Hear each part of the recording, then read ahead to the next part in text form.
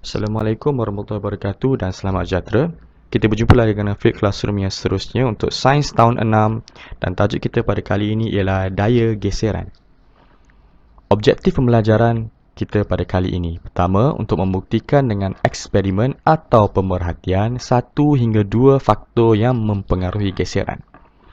Kriteria kejayaan yang murid perlu capai pada pembelajaran kali ini adalah pertama, menyatakan maksud daya geseran. Yang kedua, menguji faktor jisim objek terhadap geseran.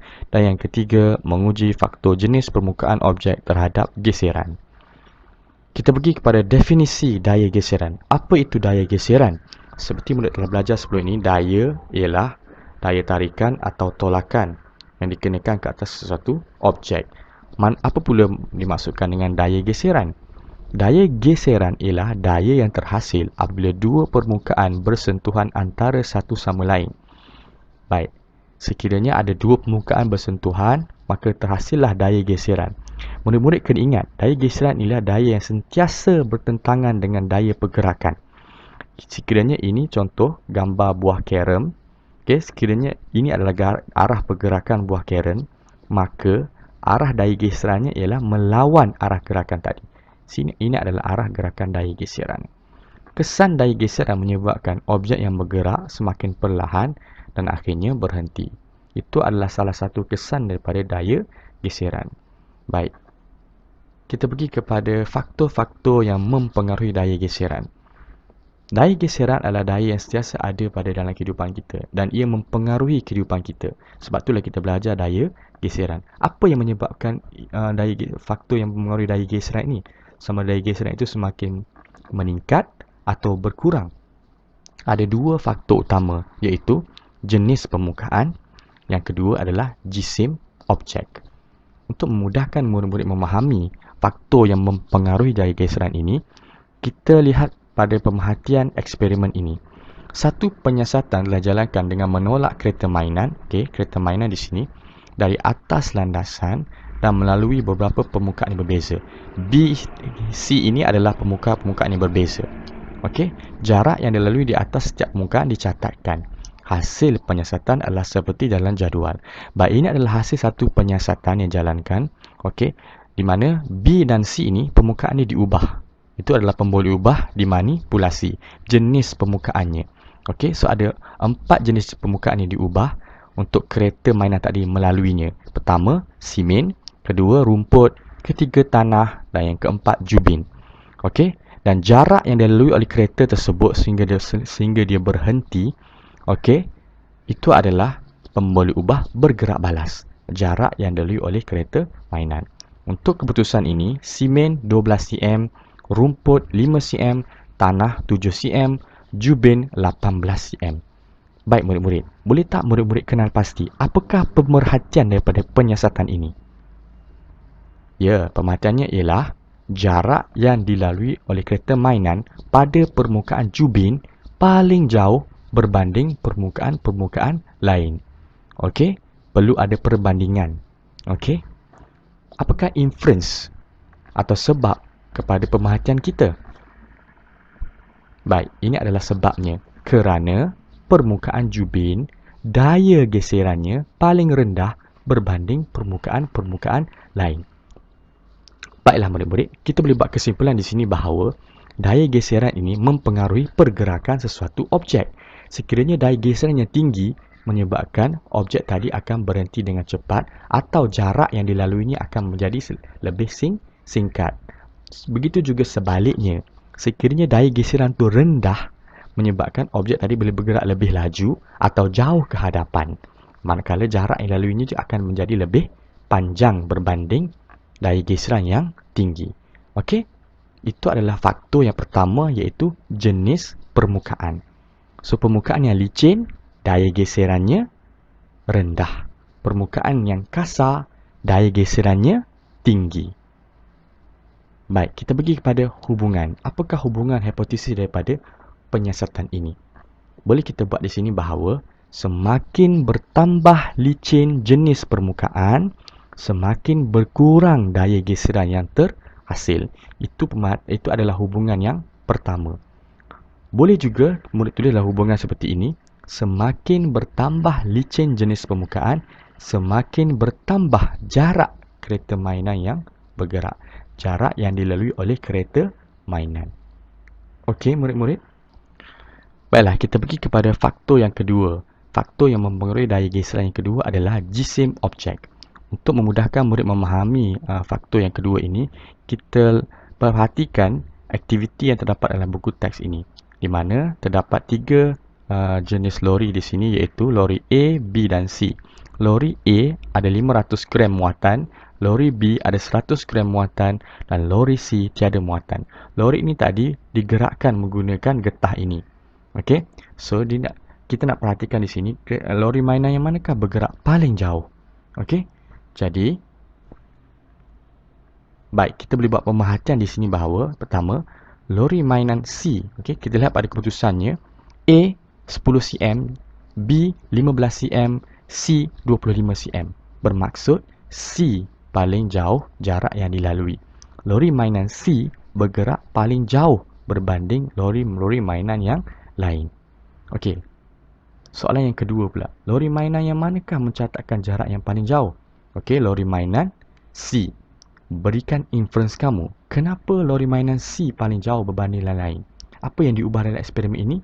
Ya, bilangan muatannya. Okay, bilangan muatannya berbeza. Bermaksud, apabila bilangan muatannya berbeza, lori yang paling berat akan menghasilkan daya geseran yang lagi tinggi. Okey, saya ulang. Lebih berat muatan yang dibawa, maka daya geseran yang terhasil lebih tinggi. So, daya geseran yang mana yang paling tinggi antara lori ini? Ya, lori A. Lori A akan menghasilkan daya geseran yang paling tinggi kerana ia lebih berat berbanding lori C.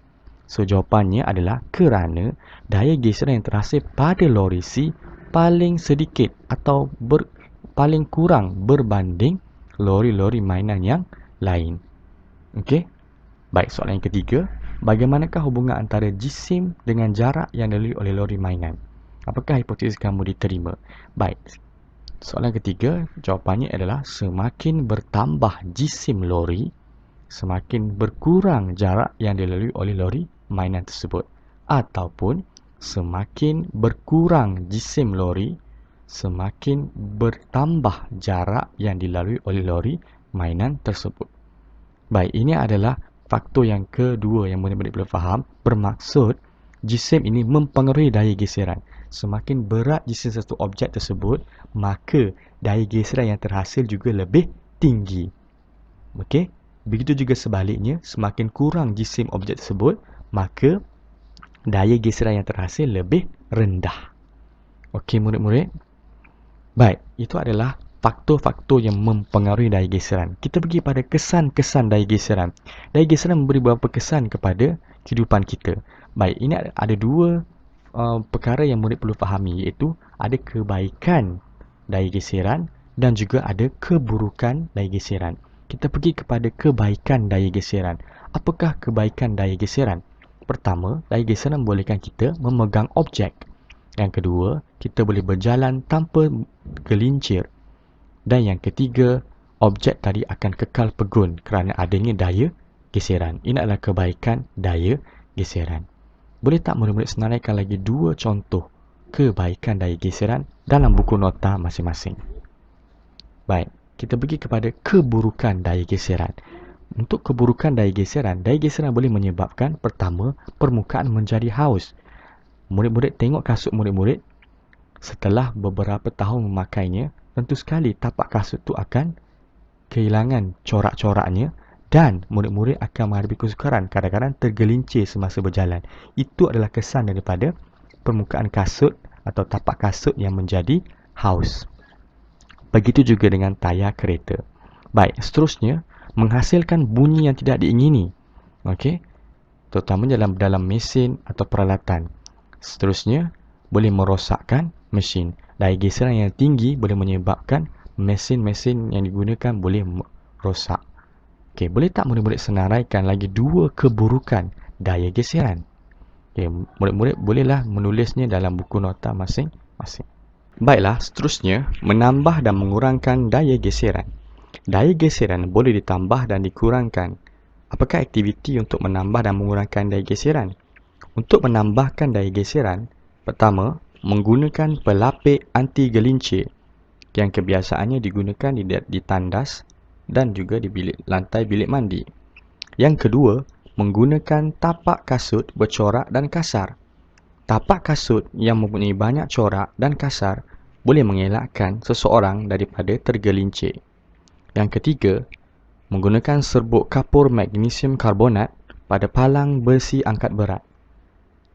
Jika murid-murid dapat melihat dalam televisyen atau video seseorang atlet mengangkat besi angkat berat, mereka akan meletakkan sejenis serbuk kapur pada tangan mereka. Serbuk kapur ini adalah serbuk kapur magnesium karbonat untuk meningkatkan daya geseran supaya palang tadi tidak tergelincir daripada tangan. Boleh tak murid-murid senaraikan lagi dua contoh cara untuk menambahkan daya geseran? Seterusnya, cara untuk mengurangkan daya geseran. Pertama, menyapu gris atau minyak pada objek yang sukar digerakkan. Sebagai contoh, pada basikal. Rantai basikal yang sukar digerakkan boleh diletakkan gris atau minyak untuk mengurangkan daya geseran. Yang kedua, menggunakan penggolek atau roda untuk memudahkan objek digerakkan atau ditolak. Sebagai contoh, troli menggunakan roda supaya senang ditolak apabila diletakkan objek di dalamnya. Seterusnya, yang ketiga, menggunakan tepung asid borik untuk menggerakkan sesuatu. Sebagai contoh, permainan karem. Buah karem senang untuk digerakkan apabila letakkan sejenis tepung, iaitu tepung asid borik. Ketiga-tiga tindakan ini adalah untuk mengurangkan daya geseran supaya objek lebih senang digerakkan. Boleh tak murid-murid senaraikan lagi dua contoh cara untuk mengurangkan daya geseran di dalam buku masing-masing? Baiklah, kita pergi kepada tugasan yang murid perlu laksanakan.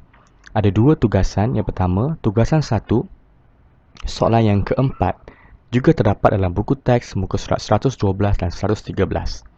Jawab soalan 4, A, B dan C.